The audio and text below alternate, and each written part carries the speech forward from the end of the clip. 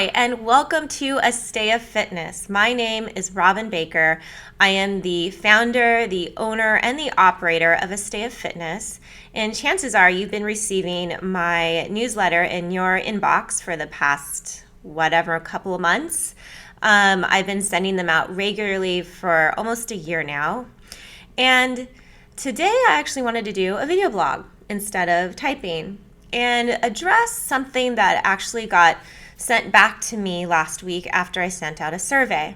And the question was, how do I make exercise enjoyable when I absolutely hate to exercise?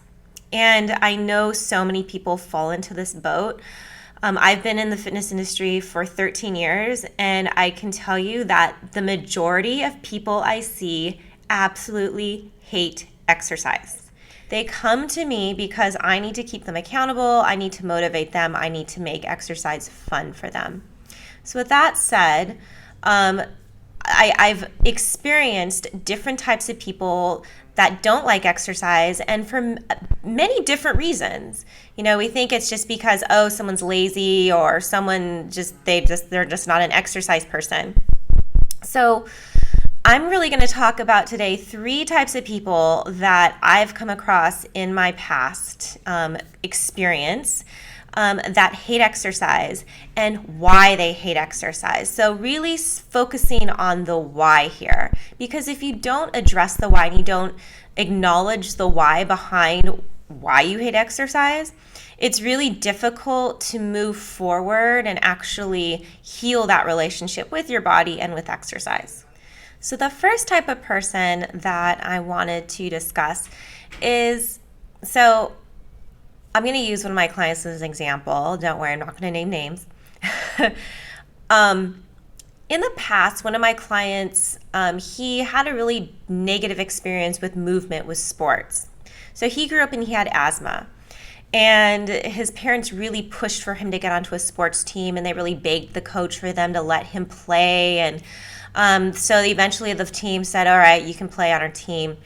And, he didn't really get to play much, and he felt really embarrassed and kind of, he didn't really earn his way on the team. So he just had this very negative experience with moving and with sports in general. And so, when you're that young, you start storing information and you tell stories about yourself. I'm just not a sports person. That's just not for me. That's just not my thing. And I'm not going to do that because I don't want to feel that way again, right? We do things because we want to avoid feeling certain ways. So for most of his life, I can say all of his life, he's really avoided exercise and avoided movement because, he doesn't want to feel that way anymore. He doesn't want to feel that way he did when he first had that negative experience with movement. And I can tell you there's a lot of people that have this experience in their childhood, either because they have a medical condition and it's not easy to move and they feel like they're just a burden to the team, or they have a negative experience because someone body shames them and tells them, this just isn't good this isn't a good fit for you. You don't have the body type to do this type of thing. Maybe you should try this. And again, you get this negative feeling tied up with movement and with exercise. And that really carries with you as you get older. So that's one type of person that I've seen many times in my career in the fitness industry. So what do you do with this? How do you make right that's been wrong to you? Well, the biggest thing I can tell you can do is forgive the person or the incident or just the experience itself, not because what they did was right, but just so you can be free from that guilt, from that shame, from that negative feeling. Until you can forgive the person or the incident, you will forever carry that around with you and not want to exercise, not feel comfortable, and really shy away from it because of that negative experience you had such a long time ago. The second type of person, and I've come across many of these people, is someone that just hates to exercise, and they've always hated to exercise. And, there's nothing more they would love to do but just hang out on the couch, watch TV. And the thing is, so I'm in the fitness industry, obviously. And I've been in it long enough to tell you that other trainers really kind of, I will be honest with you, make fun of these people, really shame them. And unfortunately, sometimes that's just part of someone's personality. And it doesn't mean that they're wrong. It doesn't mean that they're lazy. It doesn't mean that they're less worthy or less important or less lovable or less whatever than someone that likes to exercise and likes to move. That's just part of who they are. So what's difficult for this type of person is to accept that that's just who they are and that's just their personality, and to let go of any shame that might be attached to that. They might love to do video games, or they might love to do crossword puzzles, or they might like to do some other activity where they're physically sedentary, but their mind is very active. And that's just a type of person. So how does someone with this personality exercise? So many trainers would shame them more and make them feel bad about not moving and make them feel like they're lazy, like they're not doing enough, like they need to try harder. And unfortunately, that does not work. I've seen it. It does not work. So my suggestion for this type of person is to be easy on yourself. This is who you are. Accept it. Embrace it. It's part of the part of you that's very unique. And figure out ways you can move, not exercise, but move that you enjoy. So you're saying, well, I don't like anything. So one time I asked someone, I'm like, well, can't you just meet up with your friend and go for a walk? And they're like, well, that's not exercise. And yeah, it is exercise. Actually, it is exercise. So finding ways to move that you enjoy that aren't traditional exercise. My suggestion for this type of person: stay out of the gym, stay out of exercise classes, stay out of anything that is exercise related, and do things that are more fun.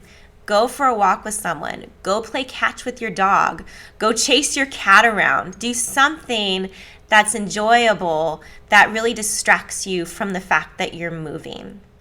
And the last type of person that I'm going to talk about is someone that has had a really negative experience with exercise in the first place, more recently, not like in their childhood. So what I'm talking about is someone that really goes to, maybe a really intense class, and they feel shamed and they don't like it, and there's a big focus on, doing more, you're not doing enough. A lot of shaming and guilting to motivate. And we see this everywhere. We see this in magazines. We see this in many fitness gyms, in exercise classes. And unfortunately, being negative about how little someone's doing in group exercise classes, or scaring them that they're going to get fat if they don't do 10 more sit-ups, really isn't a good way to motivate. And in fact, it really backfires. So if that's happened to you and you're in a place where you really don't want to exercise because, it's like, well, what's the point? I do all this stuff and then people tell me how little I'm doing and how crappy it is, and it's not enough, and it's never going to be enough, and I can't fit it in my schedule, so I'm just not going to do it in the first place. So if you're that type of person, which I know there's many of you, my suggestion would be to find a class, find something where you know that there's not going to be a lot of body shaming. My suggestion is to try yoga. It's wonderful in ways that most instructors, and I say most because there still are some of them out there, most of them do not body shame. Most of them are more in alignment with trying to help you feel at home in your body and really reconnect with your body, as opposed to disconnect by telling you to push through pain, push through anything that feels like it might hurt you. Also, maybe just do your own thing for a little bit and stay away from anything that has numbers attached to it. Like, stop getting on cardio equipment. Go outside and walk. Go outside and run. Do things where numbers aren't part of the game, and do things where instructors don't have a chance to body shame you. So that's it. I hope you enjoyed this video blog, and thank you so much for supporting me and sticking with me. And I also wanted to say, if you have any comments or any feedback, I'd love to hear them in the comments below on this YouTube page. And if you have any questions that you don't feel comfortable posting in the comment section, please feel free to email me at robinpilatesqueen@gmail.com. Thanks again, guys, and I will catch you next time. Bye.